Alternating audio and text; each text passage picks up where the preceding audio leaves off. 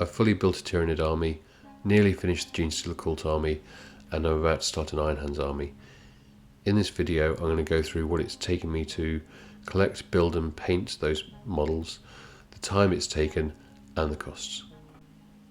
I'm going to show lots of charts in this video. There's a link in the description to a G Drive file so you can take a copy if you like, but if you do, just leave us a comment. So total models, I've got 219 fully painted Tyranids of my Hive Fleet Typhon. I built 3 various bits of scenery which I've counted in here, 3 individual zotes because I like those old models, 3 Genestealer Cult, 63 Genestealer Cults which I've built, and 53 and a bit I've painted, and I've got 21 Iron Hands. I did collect Warhammer as a kid. All those old models got lost, so I started again in June 2016 when I found a bargain of 2 Carnifexes for about, I think they were 20 quid each or something. From that chart you can see that the total models I've owned and the number built has always been really close, so I'm always left with this massive army of grey. It stayed like that until the pandemic hit, and then obviously a bit of free time and closed indoors, and my number painted escalated quickly. I estimate how long it will take me to build and paint each of the models and track the percentage of each of those complete. I do this by sitting down and thinking about how many sessions it will take me to do it. Each of those sessions is about 2 hours long, so for the Tyranids I've spent 400 sessions, so 800 hours doing it. Soaps and scenery a lot less. Genestealer Cult has got 60 hours of painting left in it, I reckon, and the Iron Hands has got 120 sessions, so 260 hours of stuff to do. So knowing how many total days I've got to complete what I've got at any particular point, and the days I've spent up to that point, you can see I've been making slow progress, but I've also got to a certain point and then bought a new battle box or got invested in Genestealer Cult, or as I'm doing now, getting into Iron Hands. So always never quite ever getting to that completion date. For a bit of fun, I know how much time I've got left to do all the painting and building, so I can estimate how far out it will be before I actually complete stuff. In this chart you can see right at the very start, when I only had 2 Carnifexes, the difference between when I was gonna build it and complete it was almost the same. But then shortly after that I got the Tyranid Battle Force box, which was so many models, and immediately the back in mid 2016 the time for completion jumped up to 2019. That stayed pretty much on that line. I wasn't really making any progress as the end date is pretty much tracking with the time when I've taken those end date forecasts. I did make some good progress through 2018, 19. It didn't get too much higher, but then it looks like in 2019 the Genestealer Cults came out, and I bought all of those models, and that set me back again.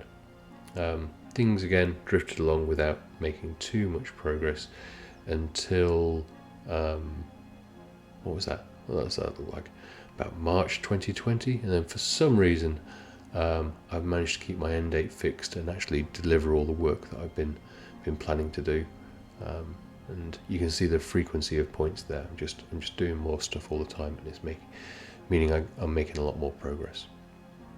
I think I probably also bought airbrush in lockdown as well, and that's greatly increased the speed I've been able to churn out the models. So now things get really fun. How much is your army actually worth if you assess it in various ways? So retail value, so I look to see how much Games Workshop sells the models for on their site, and Tyranids, if I bought them all brand new, nearly 1,700 quid. I've managed to actually buy those at cost for £803, I reckon, on this. So you can get an almost half a saving if you're going to various online retailers and getting their discounts, buying the big boxes and fishing for things on eBay. However, the cost of materials that you need to actually put these things together, the scenery, the tables, the glass cabinet you want to put it in, the rules books, all that additional stuff is going to equal the amount you're going to spend on the models roughly. So keep that in mind when you're thinking about what you're doing.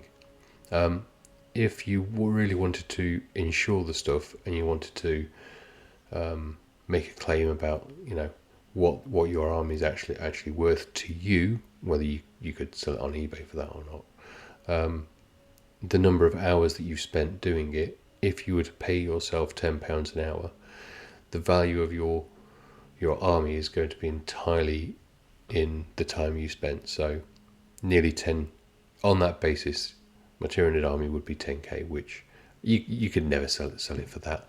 But it's fun to understand. You may be investing your some of your hard-earned money in this stuff, but you're going to invest a lot of your time. So just quickly looking at the overall costs over time, you can see that labour makes up the vast majority of that valuation, with the models and materials only making up a small proportion. Looking in more detail about the materials and model costs, so you can see material costs were quite low in proportion to the actual model costs for quite a while, but the airbrush was a big expense in all of that. It certainly increased the speed I can do things, but I've not needed it for a long time. So if you're just starting out, don't feel pressure to get one. You can get by for a long time without. Models always just dictated by some random splurge on either the Battle Force, Tyranid Battle Force box, or getting into Genestealer Cults. And then what else have we got? The retail costs. I had tracked those whenever I was buying the models, but just recently they were estimated at, I was estimating them at about 2,225. But then I went through the Games Workshop's website and reassessed them all, because GW hike their prices there all the time. So now that retail value has jumped over to over £3,000. Yep. So this is what it's taken me to build an army. Your experiences may differ, but it does cost a fair bit of money. But over those 7 years, it's not a lot in the grand scheme of things. It takes a lot of time, but I'd probably be playing video games or watching TV or something instead. So it's a good quiet time hobby to keep you occupied.